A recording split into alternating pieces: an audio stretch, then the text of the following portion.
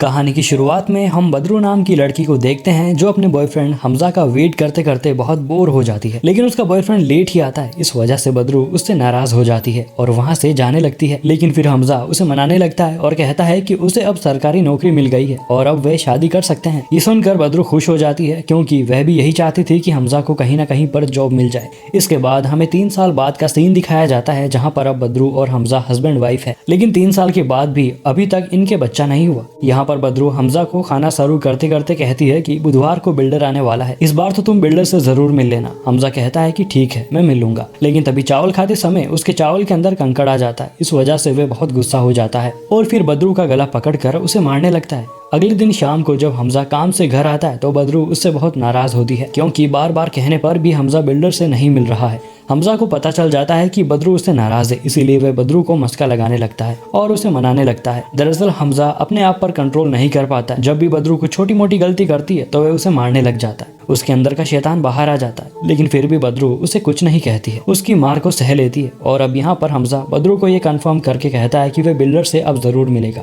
इस बात से बदरू की नाराजगी खत्म हो जाती है और फिर हम देखते हैं कि बदरू अपनी अम्मी शमशू के पास जाती है। जब बदरू की अम्मी बदरू के गले पर निशान देखती है तब उन्हें पता चल जाता है कि हमजा ने बदरू को फिर से मारा है। इस वजह से वह बहुत गुस्सा करने लगती है और बदरू को कहती है कि तुम अपना बोरिया बिस्तर लेकर वापस घर आ जाओ। कब तक उसकी मार सहती रहोगी? कभी वह तुम्हें इतना मारेगा कि तुम मर ही जाओगी। लेकिन बदरू कहती है कि धीरे धीरे सब कुछ बदल जाएगा, ऐसे ही थोड़ी ना चलता रहेगा। वो अपनी अम्मी को बताती है कि हमजा बिल्डर से मिलने के लिए तैयार हो गए। इसके बाद बदरू की अम्मी के पास जुल्फी नाम का लड़का आता है जो अपने साथ कुछ सामान लेकर आता है जैसे कि मिक्सी वगैरह। इसी दौरान वहाँ पर बदरू भी आ जाती है और फिर दोनों माँ और बेटी जुल्फी को बहला फुसला कर वह मिक्सी सिर्फ 100 रुपए में ले लेती है। अब जब बदरू की अम्मी उससे पूछती है कि कोई प्लान बनाया है तब बदरू कहती है कि हाँ। इसके बाद हम देखते हैं कि बदरू अपनी अम्मी के साथ कासिम कसाई की दुकान पर जाती है और वहाँ से बदरू एक मेडिकल शॉप के अंदर जाकर शराब छुड़ाने वाली कुछ टेबलेट लेती है क्योंकि वो हमजा की कैसे भी शराब छुड़वाना चाहती है। शराब की वजह से ही हमजा जानवर बन जाता है और वह हर बार बदरू को मारता है। घर जाकर बदरू उन टेबलेट्स को पीस कर मटर करी के अंदर डाल देती है और उनको मिला देती है। जब हमजा घर पर आता है तो उसे पता चल जाता है कि बदरू कुछ न कुछ गड़बड़ कर रही है। इस वजह से हमजा पहले वे मटन करी उसे खाने के लिए कहता है, लेकिन बदरू उसे मना कर देती है और कहती है कि उसने पहले खाना खा लिया है। इस वजह से हमजा का शक और भी ज्यादा बढ़ जाता है और फिर वे बदरू की गर्दन पकड़कर कढ़ाई में डालने लगता है। इस वजह से वो सच बता देती है कि उसने दवाई मिलाई और कहती है कि मैं तुम्हारी शराब छुड़ाना चाहती हूँ क्योंकि शराब पीने के बाद तुम जानवर बन जाते हो। अब यहाँ पर हमजा फिर से बदरू को मारने लगता है और जब भी हमजा बदरू को मारता है तो इनके पड़ोसियों को भी पता चल जाता है। बदरू का ये प्लान तो फेल हो जाता है, इसीलिए उसकी अम्मी कहती है कि उसके खाने में चूहे मारने की दवाई मिला दे, किस्सा ही खत्म हो जाएगा क्योंकि एक ना एक दिन तो सबको ऊपर जाना ही है। तभी बदरू के दिमाग में एक आइडिया आता है और वे अपने एक पड़ोसी लड़के की मदद से कुछ वेस्टर्न कपड़े मंगा लेती है और साथ में कंडोम भी मंगा लेती है और फिर हमजा के आने से पहले एकदम हॉट बनकर तैयार हो जाती है। ये सब भी बदरू हमजा की शराब छुड़ाने के लिए करती है। लेकिन उससे पहले ही कॉलोनी के एक काका आकर बदरू को बताते हैं कि बिल्डर नीचे आकर खड़ा है, हमजा तो अभी तक आया नहीं है, इसीलिए तुम्हें ही चलना पड़ेगा। इसीलिए फिर बदरू खुद चली जाती है। बिल्डर सभी कॉलोनी वालों को बता रहा होता है कि उनकी कॉलोनी कैसे पूरी तरीके से बदल जाएगी। उनको पार्किंग मिलेंगे, स्विमिंग पूल मिलेंगे, लिफ्ट लग जाएगी और उन्हें और कई सारी सुविधाएं मिल जाएंगी और उनके घर भी काफी बड़े हो जाएंगे। सारे कॉलोनी वाले तो राजी होते हैं लेकिन सिर्फ हमजा ही होता है जिसका सिग्नेचर बाकी होता है। इसी बीच वहाँ पर हमजा आ जाता है जो बदरू को वहाँ देख कर गुस्सा करने लगता है क्योंकि वे नहीं चाहता कि कॉलोनी के अंदर ऐसा कुछ भी रीडेवलपमेंट हो। हमजा बदरू की माँ को भी बहुत बुरा भला कहता रहता है। हमजा किसी भी कॉलोनी वाले की बात नहीं मानता और वे साइन नहीं करता है। इसके बाद जब ये दोनों घर में जाते हैं तब हमजा शराब पीते पीते बदरू के वेस्टर्न कपड़े देख लेता है जो बदरू ने हमजा को सरप्राइज देने के लिए मंगाए थे। लेकिन उन कपड़ों को देखकर वो गुस्सा करने लगता है और हील उठाकर बदरू के हाथ पर मार देता है और हमजा उन वेस्टर्न कपड़ों को देखकर ये गलत सोच लेता है कि बदरू एक अच्छी लाइफस्टाइल जीना चाहती है और उसे इससे भी ज्यादा चाहिए। अब ये रिपीट टेलीकास्ट डेली चलता रहता है और सुबह फिर से हमजा बदरू को मनाने लगता है। लेकिन इस बार वे अपने आप को कमरे में बंद कर लेती है और हमजा के जाने के बाद वे बाहर आकर प्लेट को तोड़ने लगती है। तभी वहाँ पर जुल्फी आ जाता है क्योंकि बदरू अपनी अम्मी का फोन नहीं उठा रही थी। जुल्फी को देखकर बदरू रुक जाती है और उसे जाने के लिए कह देती है, इसीलिए फिर जुल्फी वहाँ से चला जाता है। अब हम देखते हैं कि जब बदरू अपने अम्मी के साथ मार्केट में होती है तब उसकी अम्मी को एक कांस्टेबल का फोन आता है और वे बदरू को जल्दी से पुलिस स्टेशन आने के लिए कहता है। दरअसल जुल्फी ने पुलिस स्टेशन के अंदर ये कंप्लेन की होती है कि बदरू का हस्बैंड हमजा उसे रोज मारता है। इसीलिए अब बदरू और उसकी अम्मी पुलिस स्टेशन जाती है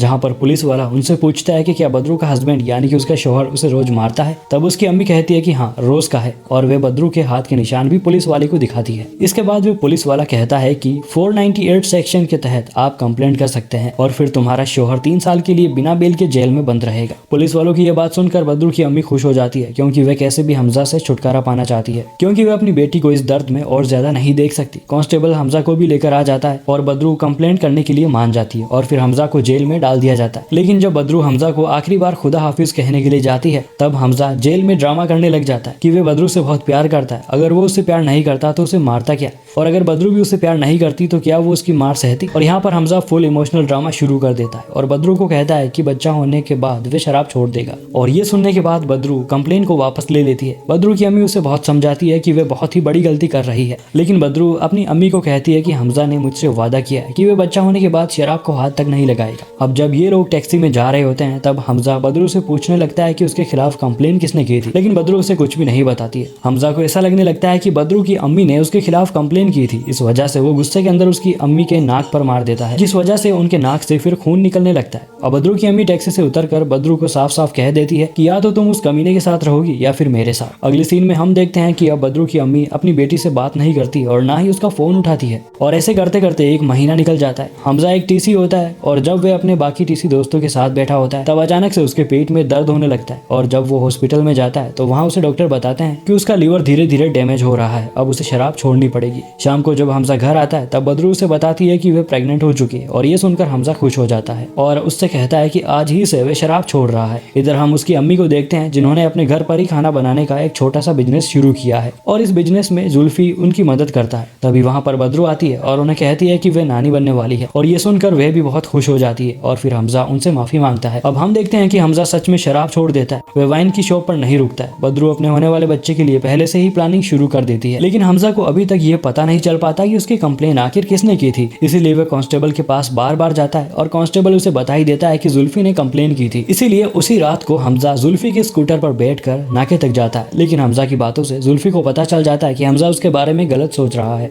हमजा को यहाँ पर ऐसा लगने लगता है कि जुल्फी और बदरू का चक्कर चल रहा है, लेकिन जुल्फी उसे बताता है कि ऐसा कुछ भी नहीं है, माँ और बेटी काफी टाइम के बाद खुश है, तुम कुछ बवाल पैदा मत कर देना। हमजा अपने घर के लिए निकल जाता है, लेकिन जुल्फी बदरू को कॉल करके बता देता है कि हमजा को पता चल गया है कि मैंने कंप्लेन की थी, और यह भी कि तुम्हें पहले से ही पता था। हमजा जैसे ही घर पहुंचता है वह बदरू को मारने लगता है, क्योंकि उसे लगता है कि जुल्फी और बदरू का काफी दिनों से चक्कर चल रहा है और उनका होने वाला बच्चा भी जुल्फी का है। लेकिन बदरू उसे समझाती है कि ऐसा नहीं है, लेकिन हमजा सन की आदमी होता है, वो बिना किसी नशे में होने के बावजूद भी बदरू को मार मार कर घर से निकाल देता है और उसे सीढ़ियों में फेंक देता है। इसके बाद हमें हॉस्पिटल का सीन दिखाया जाता है जहाँ पर डॉक्टर बदरू को बताती है कि उसका मिसकैरेज हो गया है। ये सुनने के बाद बदरू बहुत दुखी हो जाती है और सुसाइड करने की कोशिश करती है, लेकिन वो रुक जाती है और हॉस्पिटल से नींद की गोलियां लेकर अपने घर आ जाती है और फिर अपनी अम्मी को कॉल करके बुला लेती है। उसकी अम्मी जब घर आती है तो वह देखती है कि बदरू ने हमजा को नींद की गोलियां देकर बांध रखा है। यहाँ पर बदरू अपनी अम्मी को कहती है कि अब इस घर के अंदर एक ही जने का हाथ उठेगा और वो होगा सिर्फ मेरा। बदरू की अम्मी उससे कहती है कि हम इसे मारकर सूटकेस में डालकर जू के अंदर शेर के सामने फेंक देंगे और फिर पूरा मामला ही खत्म हो जाएगा। लेकिन बदरू कहती है कि हमें इसे मारना नहीं है, मुझे इसके साथ वही सब कुछ करना है जैसा इसने मेरे साथ किया है। अब जुल्फी को भी पता चल जाता है कि हमजा को बदरू ने घर में बांध दिया है, और फिर उसी रात बदरू वही वेस्टर्न ड्रेस पहनकर हमजा के जागने के बाद उससे कहती है कि यह कॉलोनी रीडेवलप होकर रहेगी, इसीलिए वो उसे पेपर्स पर साइन करने के लिए कहती है। लेकिन हमजा साइन नहीं करता। बदरू उसे बताती है कि तुम्हारी वजह से हमारी होने वाली बेटी मर गई। इस बात का हमजा को भी दुख होता है, लेकिन बदरू उसे सिर्फ साइन करने के लिए कहती है और उसके साथ सेम टॉर्चर करके साइन करा ही लेती है।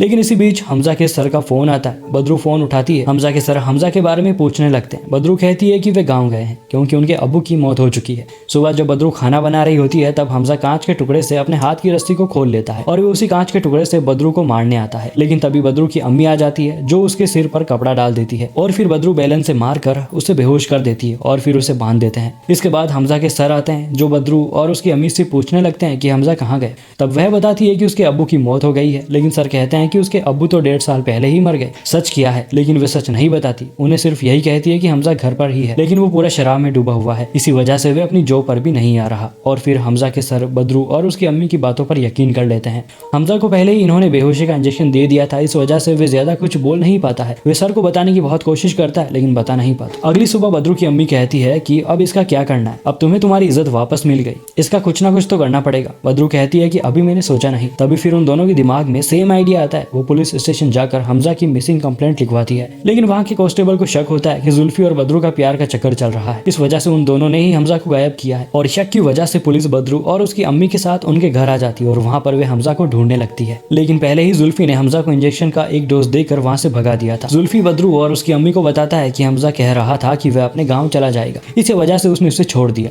अब यहाँ पर बदरू और उसकी अम्मी जुल्फी को ही फंसाने लगती है कि जुल्फी ने ही हमजा को किडनैप किया है। वह कांस्टेबल जुल्फी से पूछता है कि क्या तुम्हारा और बदरू का चक्कर चल रहा है। बदरू कहती है कि नहीं, ये मेरा भाई जैसा है। जुल्फी भी कहता है कि बदरू के साथ मेरा कुछ भी नहीं है, लेकिन मुझे इसकी अम्मी क्यूट लगती है। ये सुनने के बाद उसकी अम्मी और सभी हैरान रहते हैं क्योंकि वो उन्हें पसंद करता है। इसके बाद बदरू की अम्मी कांस्टेबल को कहती है कि जुल्फी ने ऐसा कुछ भी नहीं किया है और वे यहाँ पर पलट जाती है। अब क्योंकि पुलिस को यहाँ पर हमजा नहीं मिलता है, इस वजह से वे चले जाते हैं। जुल्फी बदरू और उसकी अम्मी से थोड़ा गुस्सा हो जाता है क्योंकि वे उसे ही फंसाने वाली थी, लेकिन वे उसकी अम्मी से कहता है कि वे पुलिस को अब सब कुछ सच बता देगा। लेकिन तभी उसकी अम्मी जुल्फी को किस कर लेती है। इधर हम देखते हैं कि हमजा चलते चलते पुलिस स्टेशन पहुंच जाता है और वे सच्चाई बताने की कोशिश करता है, बट उसे बेहोशी का फर्स्ट डोज लगाया गया था, इस वजह से वे ज्यादा कुछ बोल नहीं पाता है। और तभी वहाँ पर बदरू, जुल्फी और उसकी अम्मी पहुंच जाती है और फिर बदरू वहाँ पर यह दिखाने का नाटक करती है कि हमजा उसे अब वापस मिल चुका है और पुलिस को भी यही लगता है। इस वजह से बदरू हमजा को लेकर पुलिस स्टेशन से चली जाती है। घर आने के बाद बदरू की अम्मी कहती है कि हमें इसे मार देना चाहिए और फिर इस बात से बदरू और जुल्फी भी एग्री होते हैं, इसीलिए वो हमजा को छत पर ले जाकर उसे छत से गिराने लगते हैं। लेकिन तभी हमजा कहने लगता है कि वह अपने गाँव चला जाएगा और उन्हें कभी भी परेशान नहीं करेगा और अपनी जान की भीख मांगने लगता है। इस वजह से फिर बदरू को उस पर तरस आ जाता है और वो कहती है कि ये सारी बातें तुम वीडियो के अंदर कहना। अब हम देखते हैं कि बदरू हमजा की वीडियो रिकॉर्ड करती है जिसके अंदर हमजा यह बताता है कि उसने बदरू को काफी मारा पीटा और उसके साथ बहुत गलत किया और उसकी वजह से उनकी होने वाली बेटी भी मर गई, लेकिन अब वो बदरू को कभी तकलीफ नहीं देगा और अपने गाँव चला जाएगा। वीडियो शूट करने के बाद हमजा बदरू को कहता है कि वह उसके हाथ खोल दे, लेकिन तभी उसकी अम्मी पीछे से हमजा के सिर पर मारकर उसे बेहोश कर देती है क्योंकि उन्हें पता होता है कि हमजा कितना कमीना इंसान है, वह अपनी बातों से मुकर जाएगा। अब ये तीनों हमजा को बोरियों के अंदर लपेटकर धीरे धीरे घर से नीचे उतरते हैं और फिर कासिम कसाई की वैन में डालकर उसे रेलवे ट्रैक पर रख देते हैं और उसके हाथ पैर वहीं पर बांध देते हैं और इनका यहाँ पर हमजा को मारने का प्लान होता है। ट्रेन भी आने वाली होती है, लेकिन तभी हमजा जाग जाता है और वह बदरू को कहने लगता है कि वो उसे नहीं मारे और फिर से यहाँ पर हमजा अपनी जान की भीख मांगने लगता है। तभी फिर बदरू सोचने लगती है कि ये क्या कर रही है, वह तो कभी ऐसी नहीं थी। हाँ, उसका शोहर हमजा बुरा है लेकिन वो नहीं है और वह अब उसके शोहर जैसा क्यों कर रही है, उसे ऐसा नहीं करना चाहिए। ये सोचकर वे जुल्फी को कहती है कि वे जल्दी से हमजा को खोल दे, लेकिन उसकी अम्मी उसे मना करती है कि इस कमीने की यही सजा है, इसके साथ ऐसा ही होना चाहिए। बदरू कहती है कि अगर उसने हमजा को मार दिया तो वे उसे पूरी जिंदगी भर याद आता रहेगा, वो ऐसा नहीं चाहती है। इस वजह से फिर उसकी अम्मी समझ जाती है और वे तीनों मिलकर हमजा को टाइम पर खोलकर बचा लेते हैं। बदरू हमजा को कहती है कि अब तुम्हें जहाँ जाना है वहाँ जाओ, लेकिन हमजा कहता है कि मैं कहीं नहीं जाऊंगा, मुझे तेरे पास ही रहना है, तो कुछ टाइम के लिए ब्रेक ले ले, हम फिर से फ्रेश स्टार्ट करेंगे। लेकिन बदरू मना कर देती है कि अब उसे उसके साथ नहीं रहना है, वह अकेले सब कुछ मैनेज कर लेगी जैसे उसकी अम्मी ने किया था। लेकिन हमजा उसे कहता है कि वो बदरू का पीछा नहीं छोड़ेगा, उसकी बहुत ही बुरी हालत कर देगा। ऐसा कहते हुए हमजा फिर से ट्रैक पर जाने लगता है, उसे पता ही नहीं चलता। तभी ट्रेन आ जाती है जो कि उसे उड़ा देती है और यहाँ पर हमजा का ऊपर का टिकट कट जाता है। इसी दौरान जब ये घर जा रहे होते हैं तब हमें पता चलता है कि बदरू के अब्बू भी उसकी अम्मी को बहुत मारते पीटते थे, लेकिन उसकी अम्मी ने तो एक दिन उसके अब्बू को ही मार दिया और इस बारे में कासिम कसाई को भी पता होता है। अब अगले दिन सभी को ऐसा ही लगता है कि हमजा ने सुसाइड कर लिया है, क्योंकि जो बदरू ने उसकी वीडियो रिकॉर्ड की थी उसने वीडियो के अंदर शुरू का और एंड का पार्ट रिकॉर्ड ही नहीं किया था और एंड में वीडियो हमजा के यह कहते हुए खत्म हो गया था कि वह अब बदरू को हमेशा हमेशा के लिए छोड़ कर जा रहा है। और जब ये वीडियो लोग देखते हैं तो उन्हें सचमुच में ये सुसाइड ही लगता है